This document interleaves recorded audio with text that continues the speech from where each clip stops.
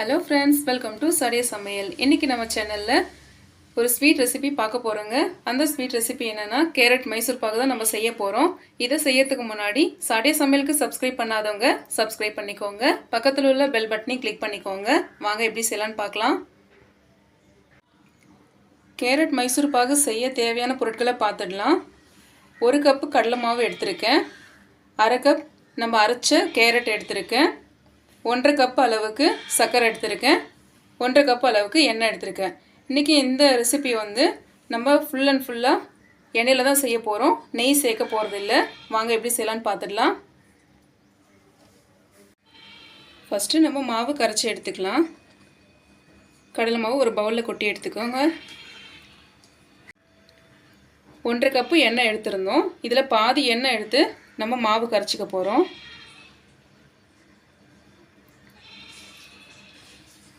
3/4 cup அளவுக்கு எடுத்திருக்கேன். இந்த எண்ணெய் அப்படியே இருக்கட்டும். இப்போ மாவு கரைச்சிடலாம். கொஞ்சம் கூட கட்டி இல்லாத மாதிரி கரைச்சிக்கோங்க.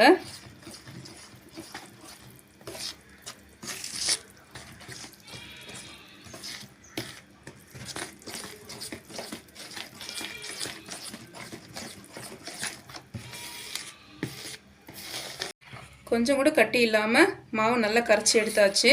இப்போ நம்ம சக்கரை பாகு ரெடி பண்ணிடலாம். நல்ல கனமான ஒரு பாத்திரம் எடுத்துருக்கேன்.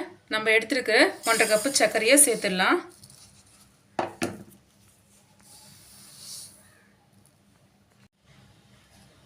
நம்ம அரைச்சி எடுத்து கேரட்டை சேர்த்துக்கலாம். 1 கப்பு கடலை மாவுக்கு 1/2 கப்பு கேரட் அளவுக்கு எடுத்துக்கோங்க.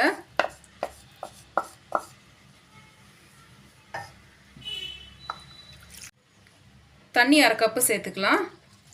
நான் கேரட் எடுத்துருந்தேன், அதிலே மிக்ஸ் பண்ணி சேர்த்துக்கிட்டேன். இப்போ ஸ்டவ் ஆன் பண்ணிக்கலாம். நல்லா கலந்து விட்டுக்கலாம். சர்க்கரை எல்லாம் நல்லா கரையணும். இந்த சர்க்கரை கரைஞ்சி சர்க்கரை பாகு ரெடி ஆகிறதுக்கும் கேரட்டு வெந்து அதோட பச்சை வாசனை போகிறதுக்கும் சரியாக இருக்கும். பாகு பதம் ஒரு கம்பி பதம் அளவுக்கு வந்தால் போதுங்க. அதுக்கு மீறி போகக்கூடாது. நல்லா கலந்து விட்டுக்கலாம். சர்க்கரை நல்லா கரைஞ்சி கொதிச்சு அது வர வரைக்குமே ஃபுல் ஃப்ளேமில் வச்சுக்கோங்க. சர்க்கரை எல்லாம் நல்லா கரைஞ்சிட்ட பிறகு மீடியம் ஃப்ளேமில் வச்சு நல்லா கொதிக்க விட்டுக்கலாம்.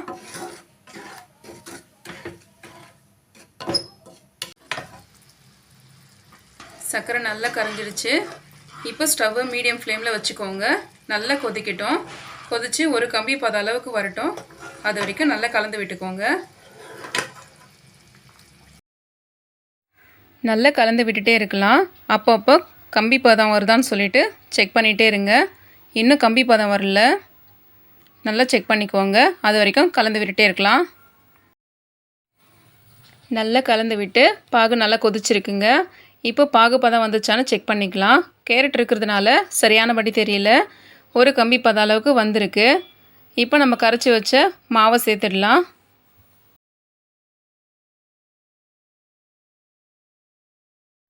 உங்களுக்கு பாகுபதம் தெரியலன்னா இந்த பபிள்ஸ் வருது பாருங்கள். இந்த அளவுக்கு பபிள்ஸ் வந்துச்சுன்னா பாகுபதம் ரெடி ஆகிடுச்சின்னு அர்த்தம். இப்போ நம்ம மாவை கொட்டி கலந்துடலாம்.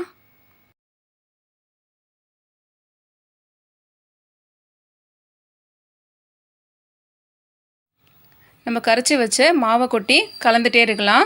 ஸ்டவ் இன்னும் மீடியம் ஃப்ளேமில் தாங்க இருக்குது. எல்லா மாவும் கொட்டி நல்லா கலந்துட்ட பிறகு மாவு கொஞ்சம் திக்கானதும் நம்ம ஃபுல்லாக லோ ஃப்ளேமில் வச்சு நல்லா கலந்து விட்டுட்டே இருக்கலாம். ஸ்டவ் ஃபுல்லாக லோ ஃப்ளேமில் வச்சுட்டேங்க. மாவு கைவிடாமல் நல்லா கிண்டிகிட்டே இருங்க. ஓரளவுக்கு திக்கானதும் மிச்சம் நம்ம எடுத்து வச்சுருக்கிற 3/4 கப்பு எண்ணெயை நல்லா சூடுபடுத்திட்டு கொஞ்சம் கொஞ்சமாக எண்ணெய் விட்டு நல்லா கலந்து விட்டுட்டே இருக்கலாம். மாவு கொஞ்சம் திக்காக இருக்குது. நம்ம சூடுபடுத்தின எண்ணெயை கொஞ்சமாக சேர்த்து நல்லா கலந்து விட்டுட்டே இருக்கலாம். கைவிடாமல் கிண்டிகிட்டே இருக்கும்பொழுது அடி பிடிக்காது. பார்த்து கிண்டிகிட்டே இருங்க.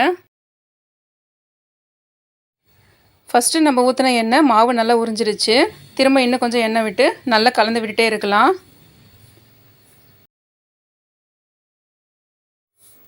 எடுத்து வச்சுருந்த 3/4 கப்பு எண்ணெயில் 2 முறை எண்ணெய் ஊற்றியாச்சு. மாவு நல்லா உறிஞ்சிருச்சு. இப்போ எடுத்து வச்ச கடைசியாக இருக்கிற எண்ணெயும் ஊற்றி நல்லா கலந்துக்கலாம்.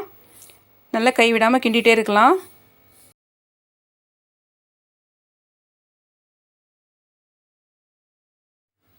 அவ்வளோதாங்க, கிட்டத்தட்ட ரெடி ஆயிடுச்சு. இந்த ஓரத்தில் நுர மாதிரி பொங்கி வருது பாருங்கள். இதுதான் கரெக்டான ஸ்டேஜு. நல்லா கலந்து விட்டுட்டு இந்த ஸ்டேஜில் 1லேருந்து 2 ஸ்பூன் போல் ஃப்ளேவருக்காக நான் கொஞ்சமாக நெய் சேர்த்துக்கிறேங்க. நெய் சேர்த்துட்டு நம்ம நல்லா கலந்து விட்டுக்கலாம்.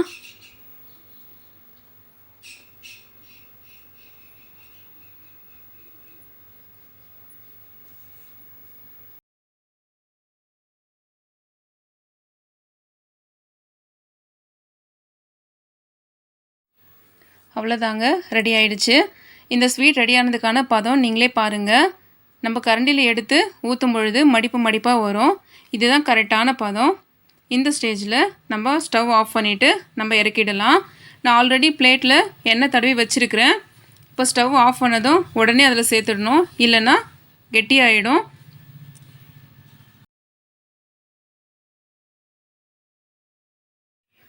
ஆயில் தடவின பிளேட்டில் கொட்டிடலாம். பாருங்கள் எவ்வளோ அழகாக மடிப்பு மடிப்பாக வருது.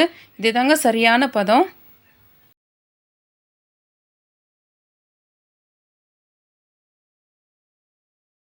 ஒரு ஸ்பூனில் எண்ணெய் தடவிட்டு மேலே லேசாக தேய்ச்சி விட்டுக்கலாம். தேய்ச்சி விட்டுட்டு இந்த ஸ்வீட்டு 1லேருந்து 2 மணி நேரம் நல்லா ஆறட்டுங்க. அதுக்கப்புறமா ஒரு இளம் சூட்டோடு இருக்கும் பொழுதே ஒரு அரை மணி நேரத்துலையே நம்ம இதை பீஸ் போட்டுக்கலாம்.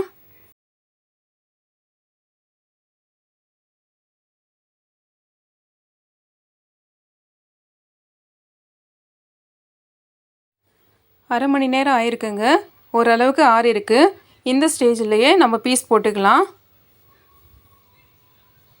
உங்களுக்கு எந்த ஷேப்பில் வேணுமோ அந்த ஷேப்பில் கட் பண்ணிக்கோங்க.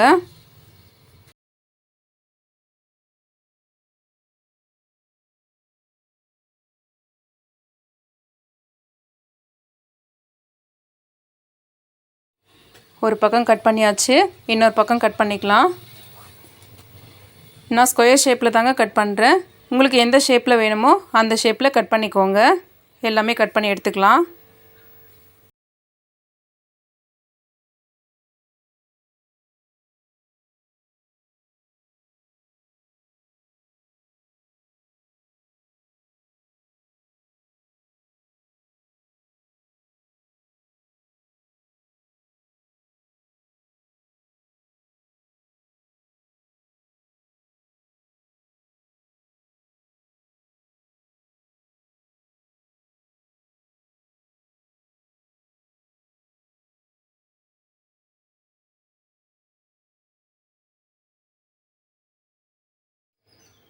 பாருங்கள் எவ்வளோ சூப்பராக வந்திருக்கு.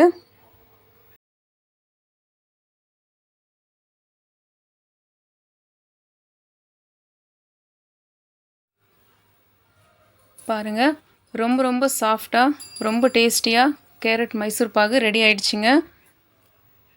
குழந்தைங்களும் விரும்பி சாப்பிடக்கூடிய ஸ்வீட் இது. பண்டிகை நாட்களில் ரொம்ப டைம் எடுக்காமல் ரொம்ப ஈஸியாக செஞ்சிடலாம். நீங்களும் இது போல் செஞ்சு பாருங்கள். செஞ்சு பார்த்துட்டு எப்படி இருக்குன்னு சொல்லுங்கள்.